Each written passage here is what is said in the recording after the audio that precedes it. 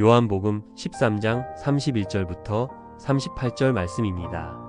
그가 나간 후에 예수께서 이르시되 지금 인자가 영광을 받았고 하나님도 인자로 말미암아 영광을 받으셨도다.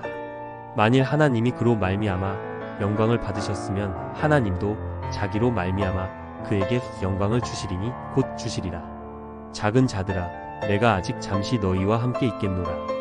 너희가 나를 찾을 것이나 일찍이 내가 유대인들에게 너희는 내가 가는 곳에 올 수 없다고 말한 것과 같이 지금 너희에게도 이르노라. 새 계명을 너희에게 주노니 서로 사랑하라. 내가 너희를 사랑한 것 같이 너희도 서로 사랑하라. 너희가 서로 사랑하면 이로써 모든 사람이 너희가 내 제자인 줄 알리라. 시몬 베드로가 이르되 주여 어디로 가시나이까?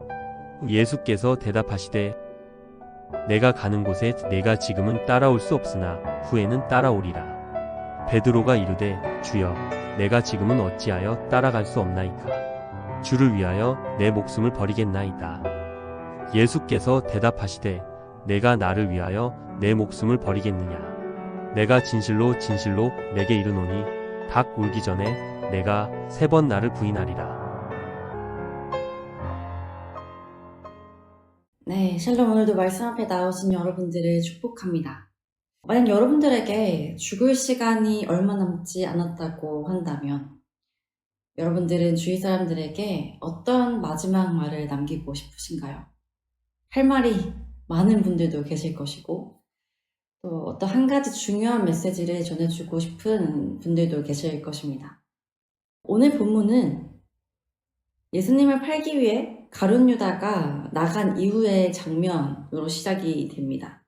예수님이 십자가에 죽으실 시간이 얼마 남지 않은 시점인 것이죠. 이제 예수님은 약 15시간 후면 하나님의 뜻에 순종하심으로 십자가에 달려 죽으실 것입니다. 이는 예수님의 말씀대로 하나님을 영화롭게 하는 일이고 하나님의 뜻에 따라 사탄에 대한 최종 승리를 선포하는 정말 중요한 사건입니다. 예수님께서는 자신의 얼마 남지 않은 시간을 감각하시면서 제자들에게 애정을 담아 33절 작은 아이들아 라고 부르시면서 이들에게 정말 마지막으로 하고 싶으신 말씀을 이어가십니다. 예수님께서 사랑하는 제자들에게 남기신 말씀이 무엇입니까? 34절과 35절에 대한 말씀입니다. 바로 새 계명에 대한 말씀입니다. 공간복음에서는 하나님을 사랑하고 이웃을 사랑하는 지상명령이 주어진 데 반해서 이 요한복음에서는 서로 사랑하라는 새 계명이 강조되고 있습니다. 사실 새 계명이라 하면 우리가 정말 그동안 듣지 못했던 말씀, 정말로 우리가 생각지도 못한 계명일 것이라 생각하겠지만 예수님께서는 너무나도 우리가 잘 알고 들었던 서로 사랑하는 말씀을 마지막으로 제자들에게 당부하고 계십니다. 왜 예수님께서는 그 수많은 말들 중에서 정말 대단한 말들이 많을 텐데 서로 사랑하는 말씀을 우리에게 주셨을까요? 죄가 우리에게 들어온 이후로 우리의 본성은 타락하였고 타락한 우리의 본성은 우리로 하여금 사랑과 멀어지게 하였습니다. 그리고 우리에게 남은 것은 이기심 뿐이죠. 이기심은 나의 유익과 즐거움에만 집중하는 것입니다. 나의 유익과 즐거움을 방해하는 것에는 분노하고 증오하며 미워하고 시기하고 질투를 표하는 것이 이기심입니다. 사랑의 의미가 본디 내가 아닌 다른 사람을 향한 이타적인 마음이고 또 헌신적인 마음이라고 할 때 이기심이야말로 사랑과는 정반대에 있는 마음이라 할 수 있는 것이죠. 지금 이 시대에 대표되는 말이 개인주의, 이기주의입니다. 그리고 남을 사랑하는 일에 감정을 쏟고 시간과 물질을 쏟는 일은 피곤한 일이 되었고 또 그 시간에 그저 더 나에게 집중하는 일이 더 유익하고 또 그것이 현명한 일인 것처럼 많은 사람들이 말을 하곤 합니다. 여러분, 결국 우리에게 필요한 것이 나만을 위한 이기심이라면 예수님의 십자가는 무엇입니까? 예수님께서는 그냥 우리를 위해 시간과 마음을 쏟으신 것뿐만 아니라 우리를 위해 목숨까지도 내어주셨습니다. 우리에게 이 십자가 사랑이 없었다면 우리는 벌써 죽어 심판마땅한 죄인으로 우리는 죽었을 것입니다. 이 값없는 사랑, 이 헌신적인 사랑을 누리며 살면서도 나는 이타적으로 살지 않을 것이라고. 나는 나만을 위해 살 것이라고 말한다면 과연 우리는 이 십자가의 사랑을 받을 만한 자격이 있는 자들일까요? 마태복음 18장에 보면 1만 달란트 빚진 자의 모습이 나옵니다. 왕에게 1만 달란트를 빚진 자를 왕이 불쌍히 여겨서 그 빚을 탕감해 줍니다. 여러분 1만 달란트는 엄청난 돈입니다. 20만 년을 갚아야만 갚을 수 있는, 그러니까 그냥 갚을 길이 없는 빚을 왕에게 진 것이죠. 그런데 이 사람을 불쌍하게 여긴 왕이 이 사람의 이 1만 달란트를 그냥 탕감해 줍니다. 이 빚을 탕감받고 나가면서 이 사람이 길을 가다가 자신에게 100데나리온, 달란트도 되지 않는 그 작은 돈을 빌린 그 사람에게 왜 내 돈을 갚지 않냐고 그 사람을 막 다그치며 감옥에까지 가둡니다. 이 소식을 들은 왕이 어땠을까요? 자신은 1만 달란트를 탕감받고도 100데나리온을 받지 못해 이렇게 분노하고 있는 이 사람에게 배신감이 들지 않았겠습니까? 그래서 결국 이 사람은 다시 왕에게 불려가서 갚지 못한 돈에 대한 죗값을 치르게 됩니다. 여러분, 이것이 우리의 본성입니다. 우리는 1만 달란트를 탕감받은, 우리의 죄를 사함받은 그 감격스러운 이타적인 사랑을 경험하고도 여전히 이기적인 삶을 이어가고 싶어 합니다. 손해보기 싫어하고, 내가 싫어하는 것은 하지 않으려 하고, 참아주지 않고, 용서하지 않고, 배려하지 않는, 늘 나의 입장과 나의 상황, 나의 감정만을 말하려 하는 것이 우리의 모습입니다. 이런 우리의 연약함을 아시고 예수님께서 죽으시기 전 우리에게 서로 사랑하라 말씀하신 것입니다. 예수님께서는 당신의 제자들이 서로 사랑하길 원하셨습니다. 그러나 그냥 적당히 사랑하는 것이 아니라 그냥 어느 정도 내가 할 수 있는 만큼, 그냥 내가 손해보지 않는 만큼의 사랑을 말씀하신 것이 아니라 예수님의 사랑에는 특징이 있는데 끝까지 사랑하는 것입니다. 13장 1절 말씀을 보면 예수님께서 자기 사람들을 끝까지 사랑하셨다고 기록되어 있습니다. 여러분, 이 끝까지 사랑하셨다는 것은 변하지 않는 사랑을 의미하고 있습니다. 우리를 사랑하시기로 작정하신 그 뜻을 우리의 죄된 모습에도 철회하지 않으시겠다는 예수 그리스도의 의지가 담겨있는 사랑입니다. 또한 이 안에는 최고치의 사랑을 행함도 담겨있는데요. 이 최고치의 사랑이 무슨 뜻입니까? 사랑할 수 없는 자들을 사랑하고 또 그들을 위해서 목숨까지 내어놓는 사랑이 최고치의 사랑입니다.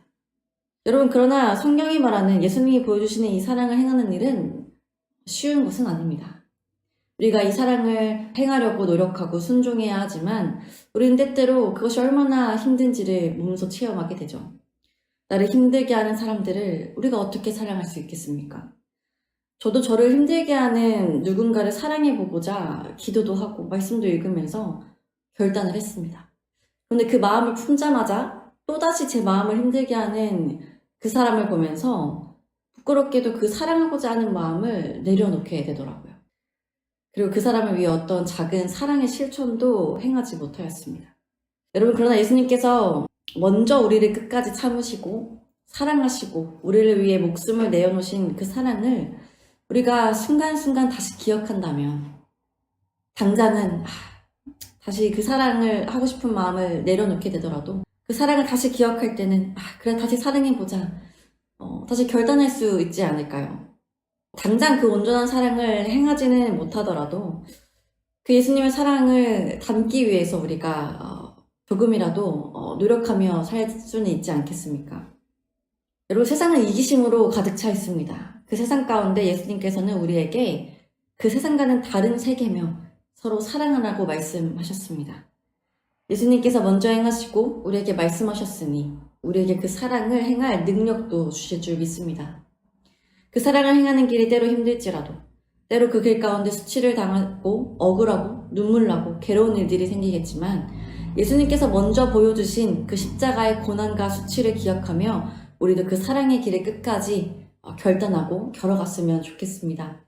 원수된 우리를 위해 그 목숨을 아끼지 않으셨듯 지금도 여전히 하나님을 배반하고 하나님의 마음을 아프게 하는 우리를 사랑으로 품고 계시듯 우리 역시 우리를 힘들게 하는 사람들, 원수 같은 사람들을 위해 우리도 조금 더 참고 인내하고 그들을 사랑하기를 힘썼으면 좋겠습니다. 세상과 똑같은 방법으로 살아간다면 우리는 세상의 빛이 될 수 없을 것입니다. 세상과 똑같은 마음으로 똑같은 방식으로 살아간다면 우리는 예수님의 제자가 될 수 없을 것입니다. 우리가 세상의 빛이 되고 예수님의 참된 제자가 되는 방법은 세상과는 다른 삶의 방법이자 다른 방식으로 우리에게 주어진 서로 사랑하는 예수님의 가르침을 따라 살아가는 것인 줄 믿습니다. 이러한 우리의 모습을 통해 세상은 주를 보게 될 것이고 우리가 비로소 예수님의 제자인 줄 알게 될 것입니다. 사랑하는 여러분, 오늘도 각자의 삶에서 여러분들이 힘들게 하는 사람들을 만날 수도 있고 또 계속해서 품지 못하는 사람들이 여러분들의 마음을 괴롭게 할 수도 있을 것입니다. 그래서 그들을 사랑하기 싫고 이해하기 싫고 섬기기 싫고 그들을 향한 어떠한 용서의 마음도 품기 싫을 수 있겠으나 또 그러한 애들이 우리의 자존심을 상하게 하는 일일 수도 있겠으나 우리가 정말 예수님의 제자라면 예수님께서 우리를 위해 십자가에 달려 죽으시기 전 남기신 그 말씀, 서로 사랑하는 말씀을 우리가 기억한다면 예수님을 위해 참고 우리가 먼저 그 관계 속에 손을 내미는 자들이 되기를 소망합니다. 함께 기도합시다. 하나님, 오늘도 말씀으로 하루를 시작하게 하시니 감사합니다. 주님께서는 죽으시기 전 서로 사랑하는 계명을 우리에게 주셨습니다. 너무나도 잘 아는 말씀이지만 이기심으로 가득 찬 우리에게는 참 어려운 말씀인 것 같습니다. 그러나 주님, 우리는 주님의 사랑을 입은 자들입니다. 사랑받을 만해서 사랑하신 것이 아니라 아직 우리가 원수 되었을 때 우리를 사랑하셨고 끝까지 사랑하셨으며 죽기까지 사랑하셨던 그 예수 그리스도의 사랑을 우리가 기억하기 원합니다. 이 사랑으로 우리가 지금 죄로 죽지 않고 영생을 소망하며 살아가고 있다고 할 때 주님, 우리도 이기심을 버리고 다른 이들을 사랑하게 하여 주옵소서. 사랑할 수 없는 자들을 사랑할 용기를 주시고 그들을 넉넉히 품을 수 있는 넓은 마음을 허락하여 주시기를 소망합니다. 오늘 이 하루 각자의 삶으로 나아가는 주의 청년들을 기억하여 주셔서 이들의 모든 삶에 주님의 사랑이 행해지게 하시고 그 사랑의 행함이 그들을 주님께로 인도하는 빛이 되어 우리 주변의 모든 이들이 주님을 만날 수 있도록 인도하여 주시기를 소망하며 귀하신 이름 예수 그리스도의 이름으로 기도드립니다. 아멘.